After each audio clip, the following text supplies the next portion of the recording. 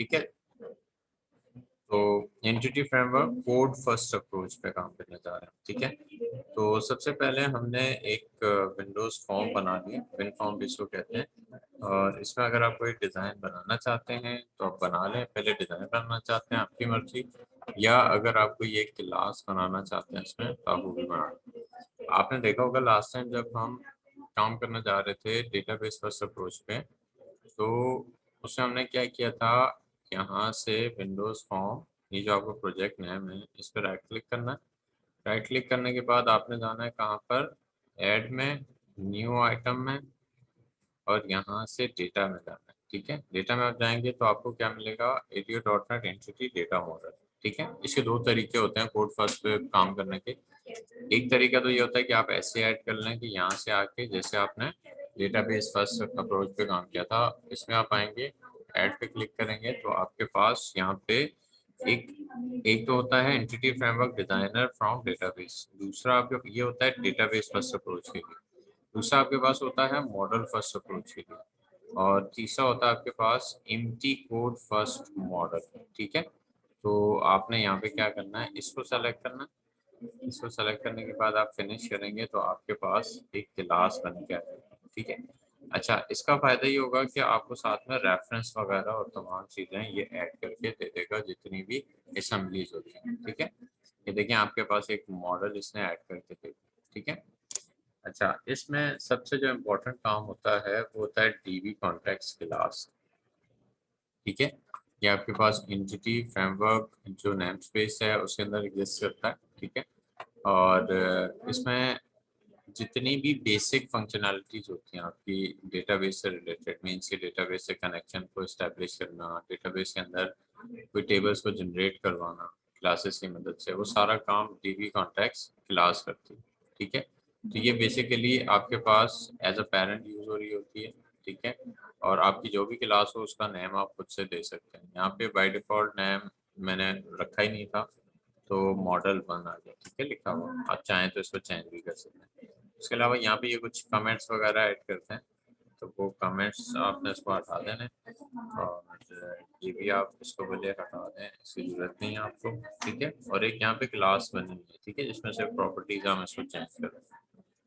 अच्छा, उसके बाद यहाँ पे होता ये है कि जब आप कनेक्शन बनाते हैं तो कनेक्शन के लिए आपको क्या करना पड़ता है, यहाँ पे कंस्ट्रक्टर इनहेरिटेंस करनी पड़ती है। अब से कुछ दिन पहले हम लोगों ने कंस्ट्रक्टर इनहेरिटेंस को भी पढ़ा था कि इसका मतलब अगर पेरेंट क्लास के पास कंस्ट्रक्टर में कोई पैरामीटर्स हैं, उसको यहाँ से अगर कोई डेटा पास करना है अपने, ठीक है, चाइल्ड क्लास से, तो फिर आप क्या करते हैं, बेस का कीवर्ड लगा के आप उस कंस्ट्रक्टर को इनहेरिट कर देते हैं। उसके बाद यहाँ पे है एक नेम इक्वल्स टू, ये नेम इक्वल्स टू भी लिखने की जरूरत नहीं है, जस्ट आप कुछ भी एबीसी, ये आपके कनेक्शन का नेम होता है। ठीक है, और वो कनेक्शन असल में बनता कहाँ पे है, वो कॉन्फ़िग की फाइल के अंदर होता है, ऐप डॉट कॉन्फ़िग की आपकी फाइल होती है। तो यहाँ पे ये कनेक्शन स्ट्रिंग होता है। ठीक है, ये भी जैसे ही जिस तरीके से अभी मैंने ऐड किया वो खुद ही उसने यहाँ पे काम भी कर दिया। तो यहाँ पे आपके पास ये मॉडल 1 के नाम से ये आपका कनेक्शन नेम है, जो कि यहाँ पर भी है। ठीक है, इसको आप भले ये नेम इक्वल्स टू हटा भी दें तो कोई मसला नहीं है, सिर्फ मॉडल 1 मीन्स कि यहाँ पे जो भी नेम आप रखेंगे वही नेम आपका कॉन्फ़िग के अंदर होना चाहिए, जो आपकी ऐप डॉट कॉन्फ़िग है। तो इसमें यहाँ पे ये नेम आ जाता है, उसके बाद ये कनेक्शन स्ट्रिंग।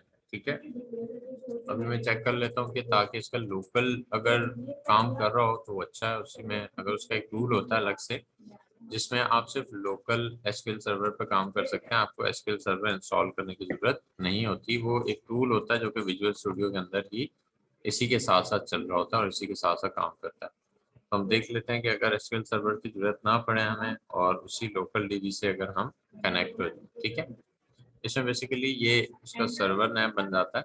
ठीक है, हम ट्राई भी करके देख लेते हैं कि अगर इससे कनेक्ट हो जाता है तो और अच्छा है, लेकिन पहले एक बार रन करते हैं उसके बाद देखते हैं। ठीक है, तो ये आपका सर्वर नेम होता है। तो बेसिकली ये उसने हमें एक सर्वर नेम बना के दिया खुद से, वरना हम यहाँ पे अपना सर्वर नेम लिखते जिससे आप लॉग इन कर रहे होते हैं। ठीक है, जैसे डॉट अक्सर आप लिखते हैं, डॉट का मतलब होता है लोकल होस्ट।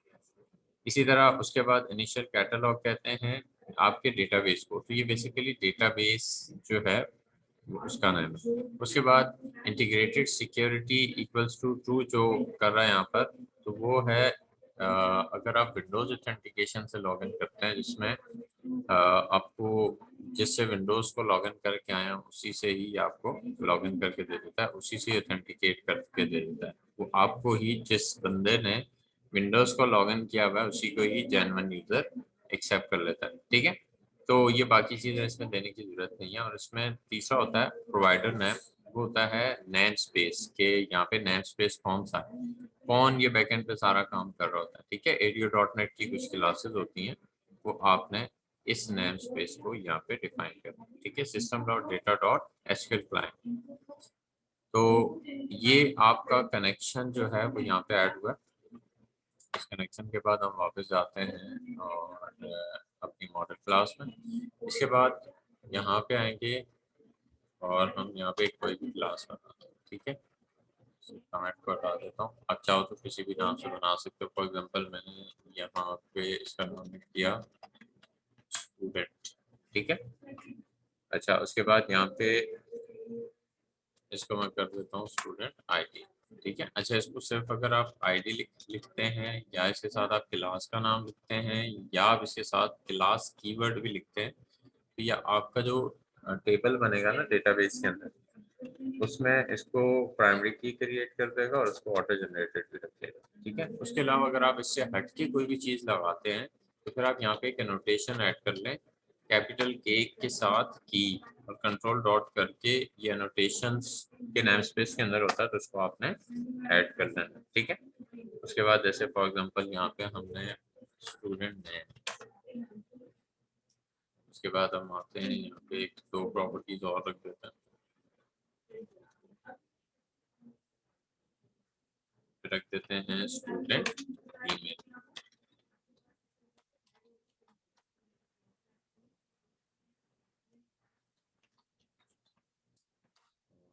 और बना देते हैं स्टूडेंट कॉन्टैक्ट के नाम से।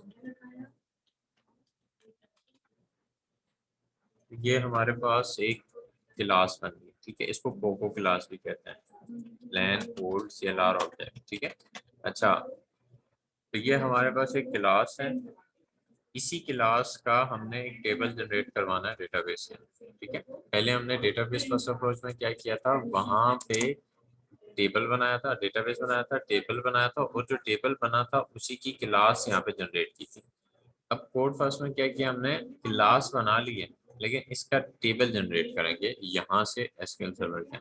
अच्छा वो टेबल जनरेट किसकी मदद से होता है, वो जनरेट करके कौन देता है, वो बेसिकली DB कॉन्टेक्स्ट क्लास का काम होता है, लेकिन उसके पास एक प्रॉपर्टी होती है जिसको कहते हैं DB सेट प्रॉपर्टी। ठीक है, इसका काम होता है आपके टेबल को जनरेट करके देना। इसके अंदर आप एंटिटी पास करते हैं, मीन्स से आपकी जो क्लास होती है वो पास करते हैं। फिर उस क्लास के अंदर क्योंकि कलेक्शन होती है प्रॉपर्टीज की एक तरह से, तो जितनी भी प्रॉपर्टीज होंगी उतना ये कॉलम बनाता है। ठीक है, तो यहाँ पे आपने क्या करना है स्टूडेंट, और जब भी DB सेट प्रॉपर्टीज बनाएं आप तो इसके साथ S लगा दें। ठीक है, क्योंकि जब भी वो टेबल जनरेट करेगा तो साथ में उसको S कर देगा। यहाँ पे भी देखें वो सजेशन में भी आपको दे रहा है कि आप S लगा दें। तो ये आपके पास यहाँ पे ये काम हो। अच्छा इसके बाद हमने आना है, ये तो हमने बना ली अपनी क्लास।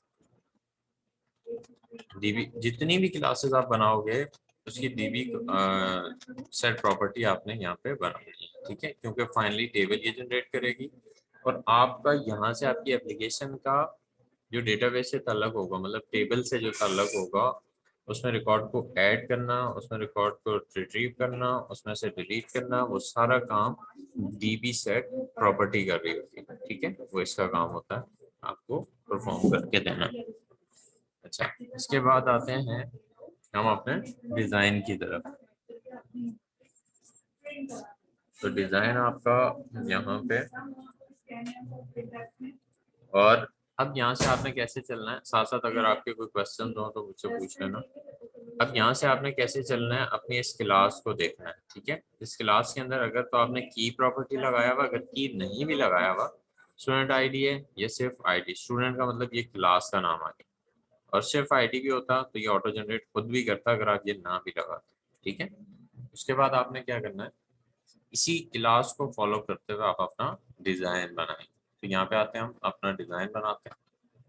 सबसे पहले मैं यहाँ से ले आता हूँ टेबल।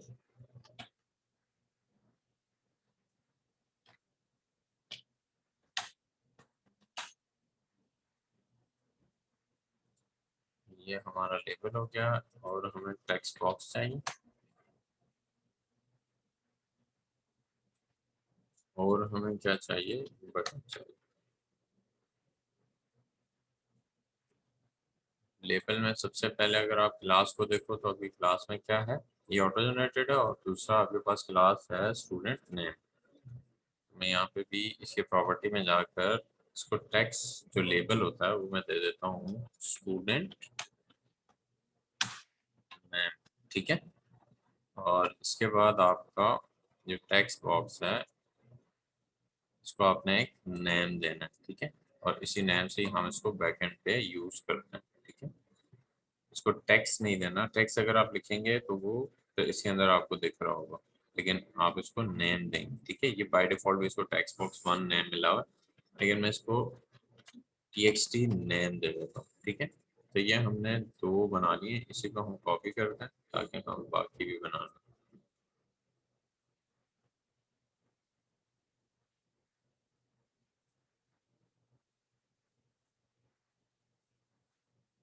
ठीक है, तो यहाँ पर आ गया।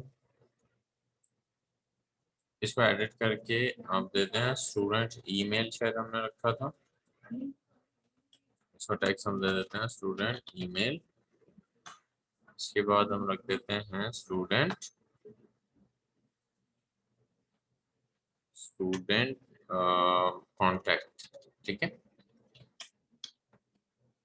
तो ये स्टूडेंट कॉन्टैक्ट है। उसके बाद हम यहाँ पे रख देते हैं एक बटन, ये सेव का बटन होगा, ठीक है।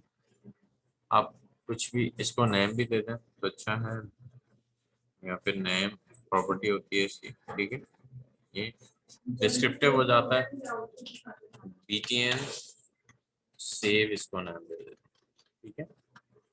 और इसके बाद हम आ जाते हैं वापस इस टेक्स्ट बॉक्स को, देखते हैं कि इसको नाम मिला हुआ है। इसको हम दे देते हैं txt कॉन्टैक्ट और इसका हम दे देते हैं txt। तो सबको एक हमने नेम दिया, इस इनको टेक्स्ट भी दे दिए और बटन को नेम भी दे दिया और टेक्स्ट भी दे दिया, ठीक है। अब हमने काम करना है इस बटन के क्लिक के ऊपर, ठीक है। और इसी के बाद हम डेटाबेस को जनरेट करेंगे। अच्छा, आपने एक काम ये करना है यहाँ पर, जो आपकी मॉडल क्लास है, बेसिकली जो आपकी डीबी कॉन्टेक्स्ट क्लास है वो है मेन क्लास आपकी बन गई है मॉडल 1 के नाम से। इसी का आपने ऑब्जेक्ट बनाना है, इसी के पास से आपको ये तमाम क्लासेस मिल जाएंगी क्योंकि ये प्रॉपर्टी होगी, ठीक है। तो मैं काम कर देता हूँ, जैसे ही आपका फॉर्म लोड होगा तो सबसे पहले वो एक ऑब्जेक्ट क्रिएट कर ले, ठीक है। तो मैं ग्लोबल एक ऑब्जेक्ट बना लेता हूँ इसी क्लास का, मॉडल 1। इसका नाम डीबी रख देते हैं, इक्वल्स टू न्यू मॉडल 1, ठीक है। सॉरी, यहाँ पे नहीं बनाना आपने, इसी क्लास के अंदर इसी का ऑब्जेक्ट नहीं बनाना आपने, यहाँ पे बनाना। मैं जैसे ही क्लिक करूंगा तो इसका इवेंट जनरेट हो गया और मैं यहाँ ग्लोबल इसका बना देता हूँ, ठीक है। और यहाँ पे आपने क्या करना है, यहाँ पे आपने अपनी क्लास का ऑब्जेक्ट बनाना, जो आपने अपनी क्लास बनाई, ठीक है।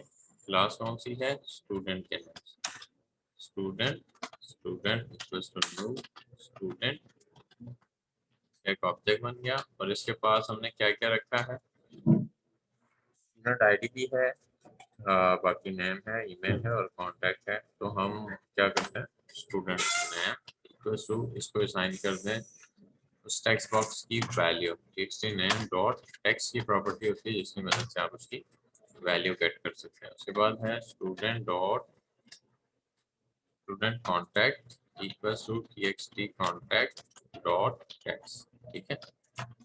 इसके बाद student dot student email equals to txt email dot text, तो यहाँ से क्या होगा कि इस क्लास का जो ऑब्जेक्ट है, इस क्लास के ऑब्जेक्ट के पास इस फॉर्म से जो भी डेटा सबमिट होगा वो सारा का सारा इस ऑब्जेक्ट के पास आ जाएगा। ठीक है, उससे फिर हमने पास करना है इस डीबी कॉन्टेक्स्ट के थ्रू उसको डेटाबेस।